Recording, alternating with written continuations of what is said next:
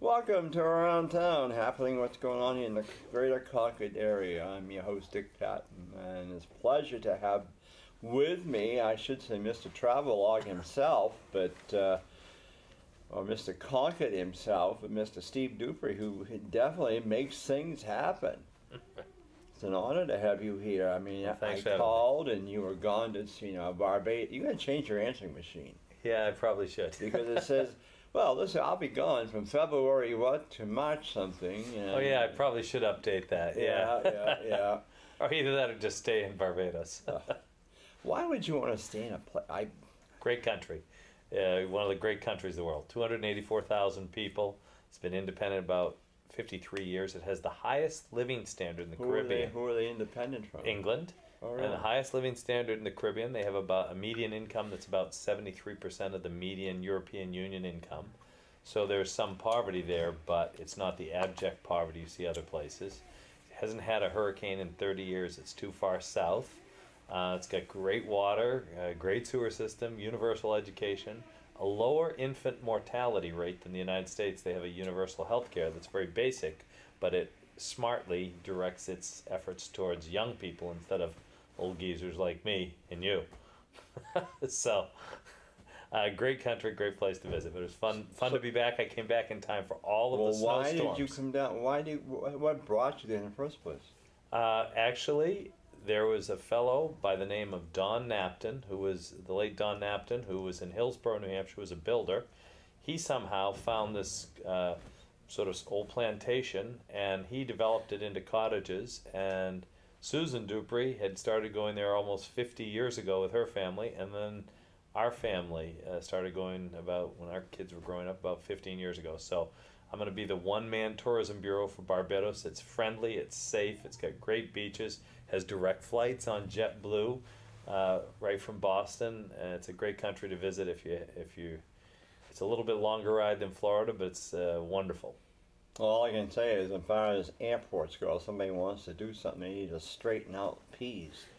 Well, what a mess that is. That one I can't help you with, but I will tell you this. They used to fly the Concord into Barbados because that was part of the British Empire, and it's the longest runway in the Caribbean. Some of those islands down there apparently don't have great airports, but they've got a great one. In fact, one of the 2 or 3 remaining Concords in the world is in a museum down in Barbados. So, well, what's Barbados? Part of Jamaica and all that? No, it's a separate island right down next to Trinidad and Tobago, and it's right near, very close to Venezuela and that coast. So it's below the Caymans. It's a great island to visit. So enough for my travel log of Barbados, but if you're going to do something different from Florida, it's a great place to go. All the cruise ships go there now. Oh, really? Well, a lot of people from the Concord area have discovered Barbados. Yeah. Well, that's fine. Yeah. I'll discover this area. Right. You discover Bartlett. Yeah, begins there with you a go. B. Yeah, there you go. Yeah, sure. Not you funny. Yeah, okay. So, big things happening with you. Last thing I read in the paper was that you were taking on the Concord Theater. Yeah. Of course, when the sisters owned the theater and they ran it until 1989, that theater... that was open till then? Yeah, it was open till 89, and Paul Bergen, of course, knows the history of that theater back and forward, but it opened as a theater in 1933, the teeth of the Depression. It was the only theater in the United States owned by women, which was kind of neat.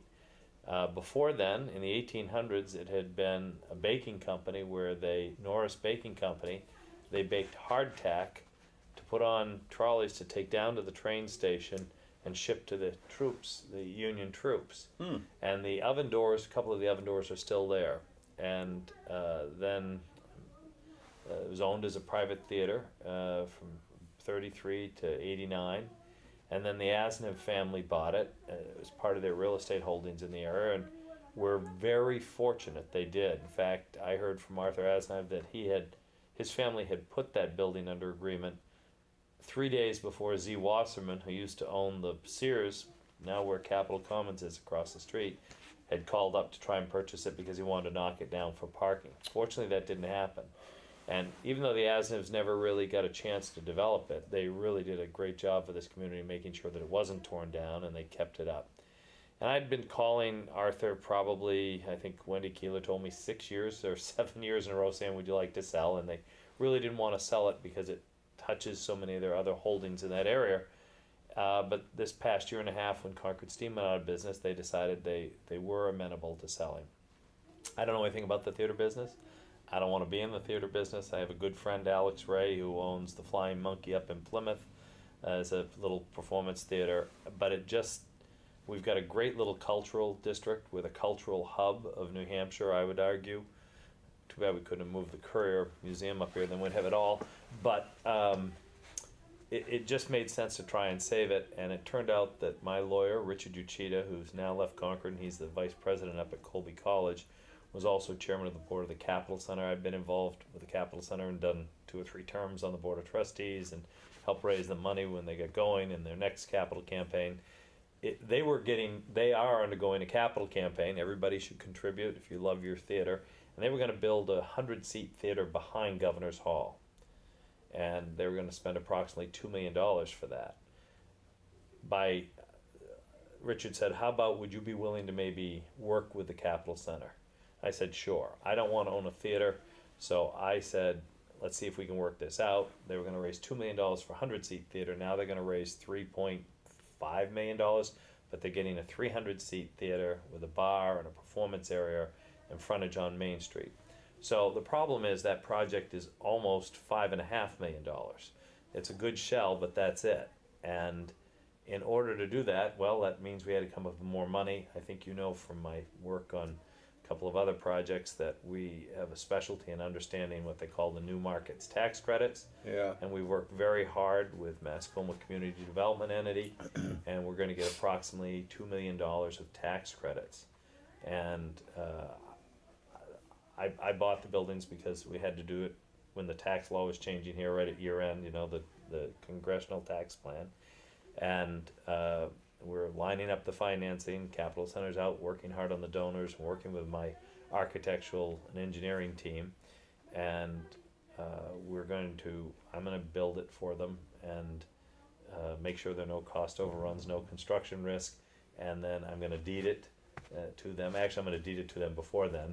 So this is not a profit-making project. This is a project that takes a lot of time and donative effort, but it's going to be a tremendous resource.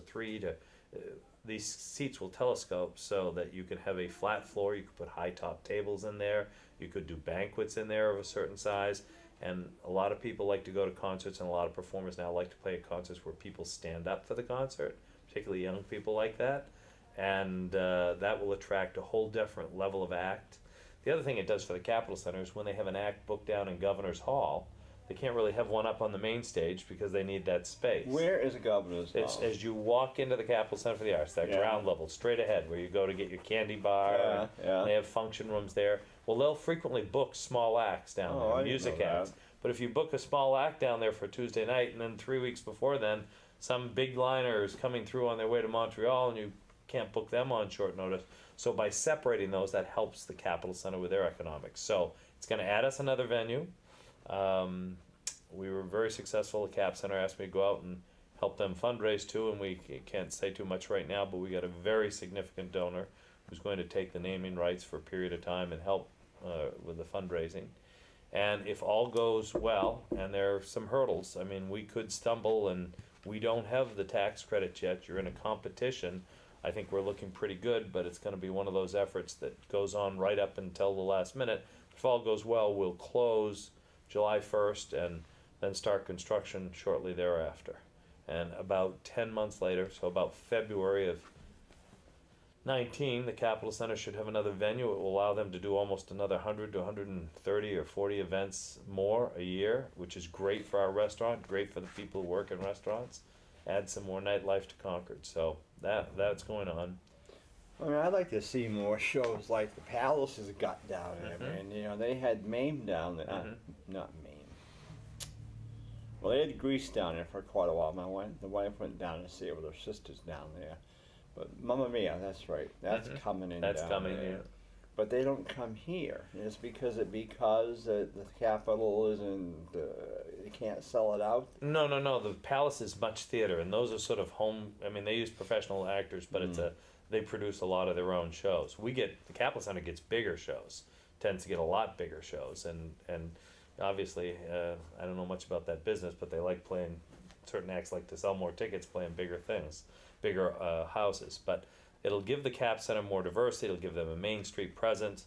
Right now, we're working on a sign design. I want to have an old-fashioned 1930s, 1940s, big, bright neon theater sign like you used to see all over New Hampshire. And we used to have Concord. It would be nice to have one nice, bright neon sign on Main Street.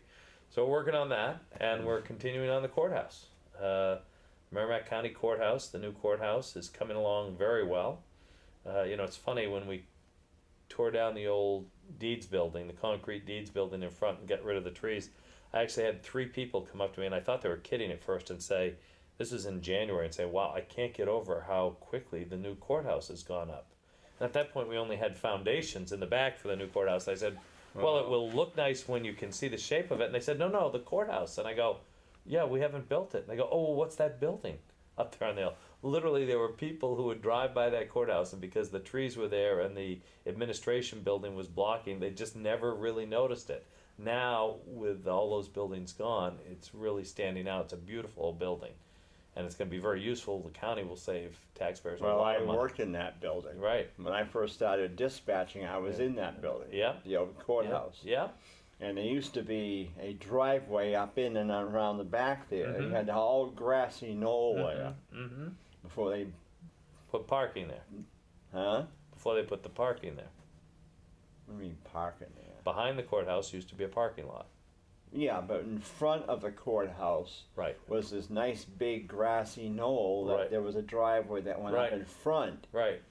And you could park a few cars out there. That's where the sheriff's office was located.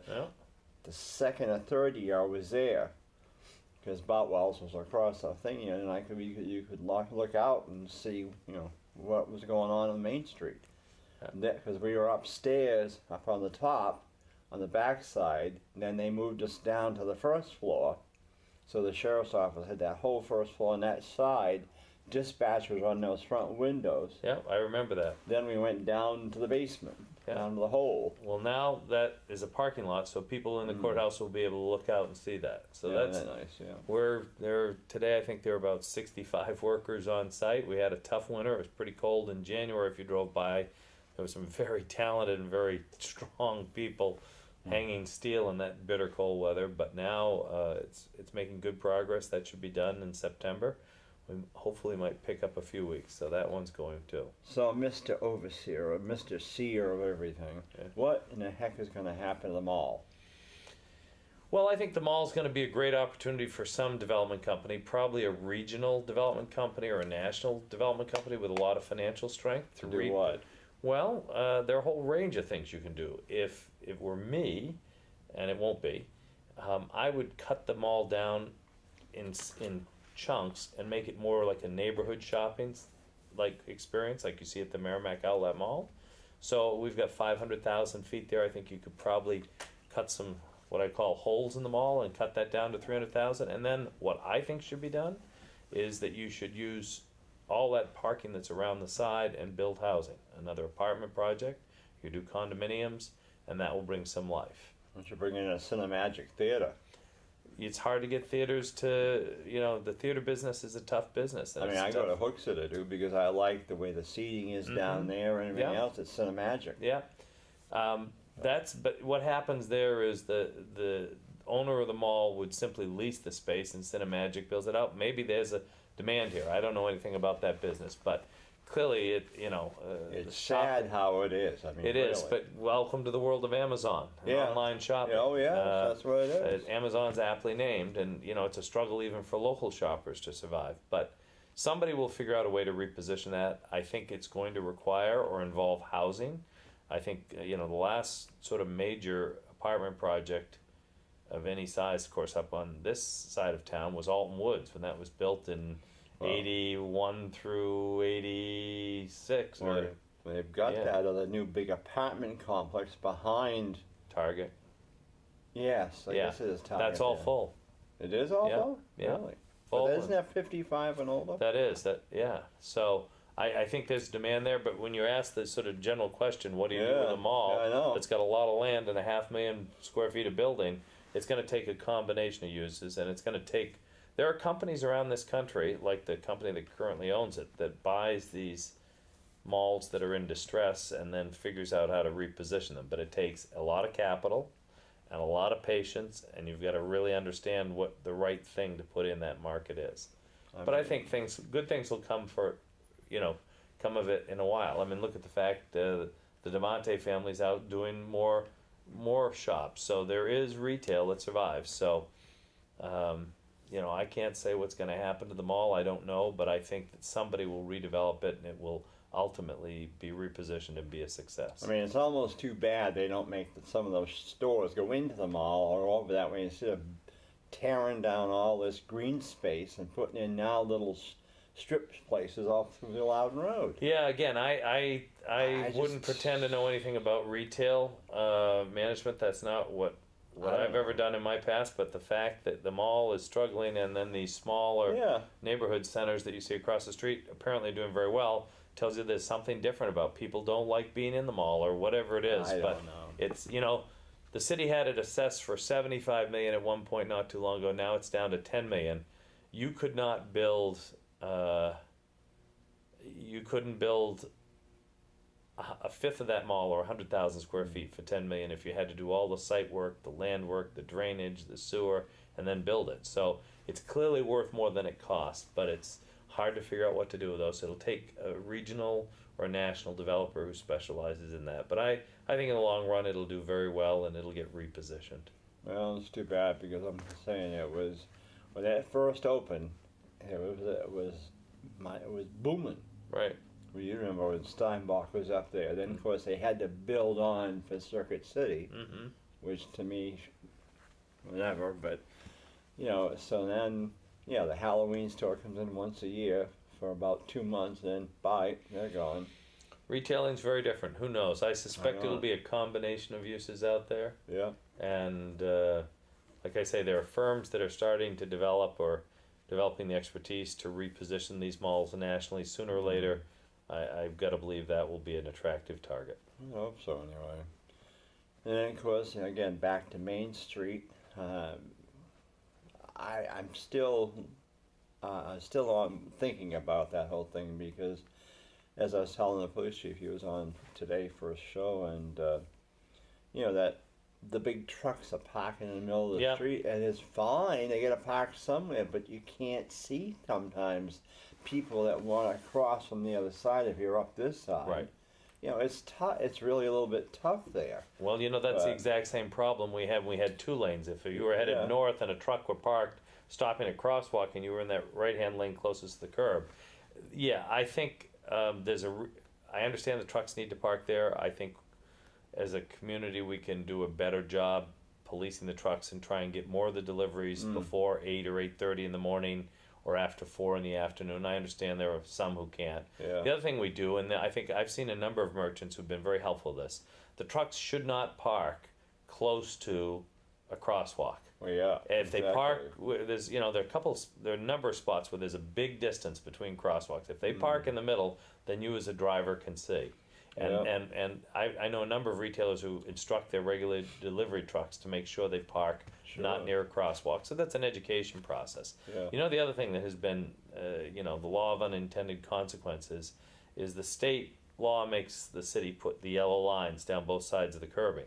That curbing in the middle is a transverse lane. So when somebody's backing out of the angled parking, you are supposed to go around. You are supposed to cross over the yellow line, go up the curbing so the traffic keeps moving while the car backs out. But because people see a yellow line, and we've all learned you can't cross the yellow line, people don't do it. So what happens frequently is people will be backing out of the angled parking, and the car, instead of going around so they can keep moving and keep traffic flowing, will sit there and wait, and it backs traffic up. And I'm one of those people, when I see somebody park, I'll say, well, why didn't you go around? They say, well, it's a yellow line, and in New Hampshire, you're taught you can't cross the yellow line. So when we talked to this, I've raised this question with our city engineer before he left. I said, why don't we get rid of the yellow line and make it a dotted white line so people understand they can go around. Apparently you have to have a yellow line in the middle. So that's been a problem because some people just don't understand that yet. But overall, it's working very well. I mean, you go downtown on a Saturday or Sunday in the summer, usually in the afternoon, you could roll a bowling ball down there. It's packed now. It's packed all the time. And some people say, well, there's no parking. There's plenty of parking. You should try parking in Boston, try parking in Portsmouth, try parking some places in Manchester. You know, it's been a real boon for downtown.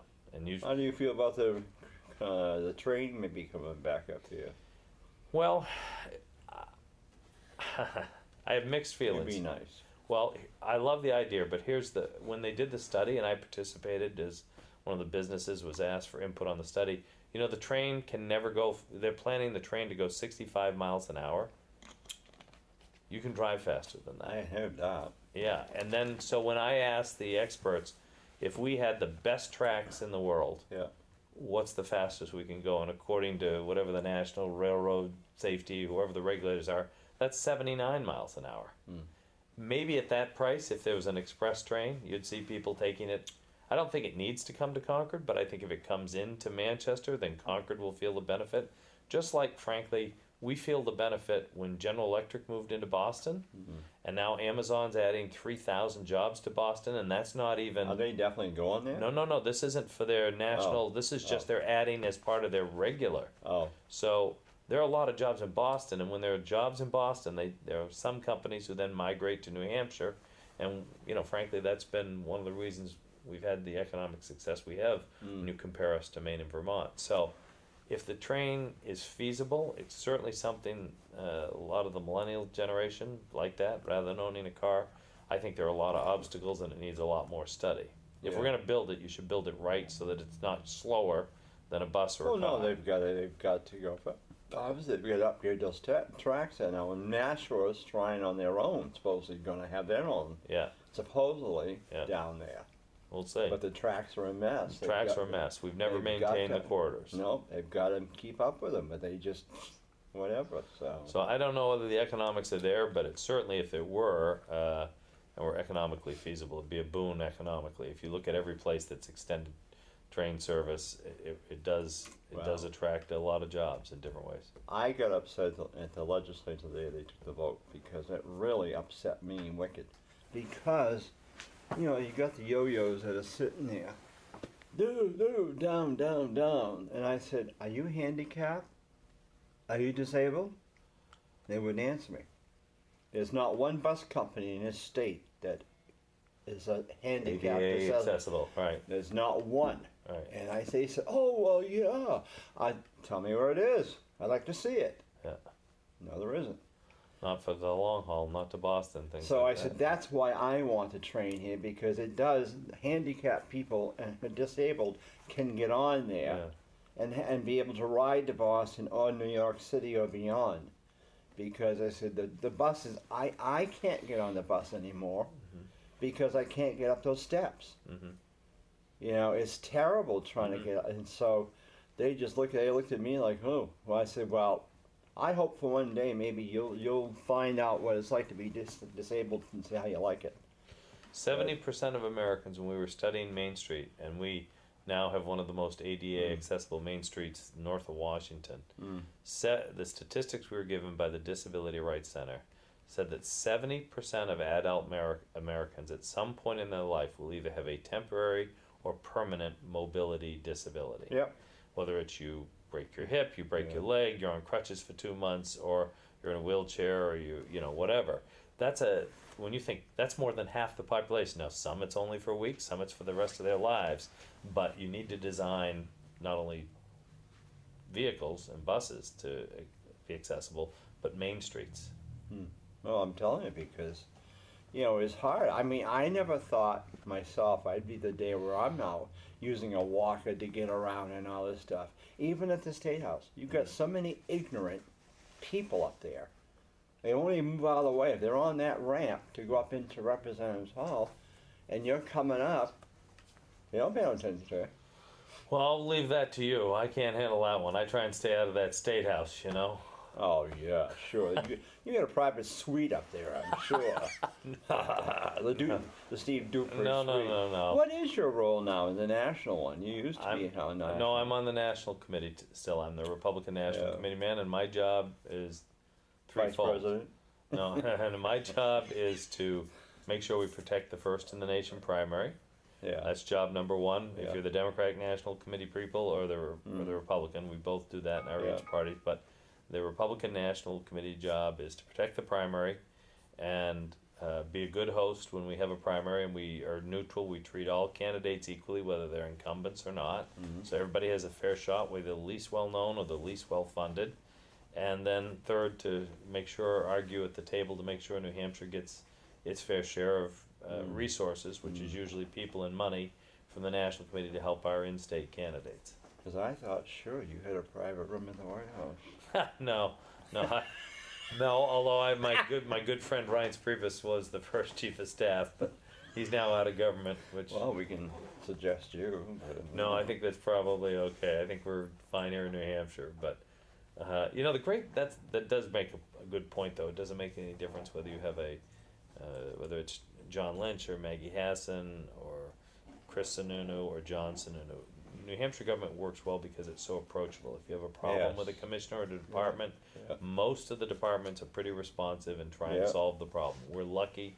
We have a great state workforce that's very practical, that I think takes a great deal of pride in getting a lot of work done for not much money and doing a good job. We're lucky to have that. And Concord hosts most of those folks. So, well, we already got to close, but I'm so happy I got you in here because you've been on the road and hey, I really do respect you very highly. Well, thank you. And I appreciate what you've done to help me out with my holiday events. Well, you host some great events, and we appreciate the ones that are downtown. I know the parade's up here, and then we talk about that. Well, we'd bring that back if they would be supportive, but they don't want it down there. Well, we'll keep working on that. And Saturday is the day of the parade. Yeah. No, it's a great event, and so, but but the trouble is, if it wasn't for you and others like you, it's hard for donations. It's hard. We already gave. Well, yes, I know you get hit up all the time. But it does, because you want to give something for the families. So. Yeah. Well, you know what's happened, Dick? We used to have much more of a business community here. Yeah. We're a state government, and we've got a great medical campus, and those are the two big engines. But we used to have Rumford Press, BD Electric, Hoyt Electric, Sprague Electric, Taffa, Page Belton was bigger. We've become less of a manufacturing, and that's not uncommon in a lot of places in New Hampshire, but hopefully with the city having an economic development director and with the state reorganizing DRED, which was always a terrible name, a new department that we're going to have, and they'll be headquartered here in Concord, that's going to give us the impetus to try and attract some of those businesses. Because if you don't have business growth, you don't have tax growth. I'll end on this little note. A lot of people who complain about Main Street aren't aware of this fact, that between Pleasant Street South and the Capital Center for the Arts, once the Dolman Company does the Employment Security Building, that three blocks will provide as much tax revenue and tax base as the entire Horseshoe Pond project. Wow. In that little part. And now some of that development will move to North Main Street. Yeah. And that's how you have economic growth that helps pay for the roads out where I live on West Paris Road, where there aren't enough of us living to pay to repave the road. Yeah, you're out there. Yeah. Well, good. Well, thanks. I appreciate your help, and I hope I can continue to. Yeah, you do great events, and we appreciate what you do for the city, and we're honored to take part. Well, I hope so. I really appreciate it. Well, with that in mind, we thank Steve Duprey for coming on in and wish him well and safe in his travels. And thanks to Ian Marx. And with that, we'll look forward to seeing you soon and around town. I'm your host, Dick Patten.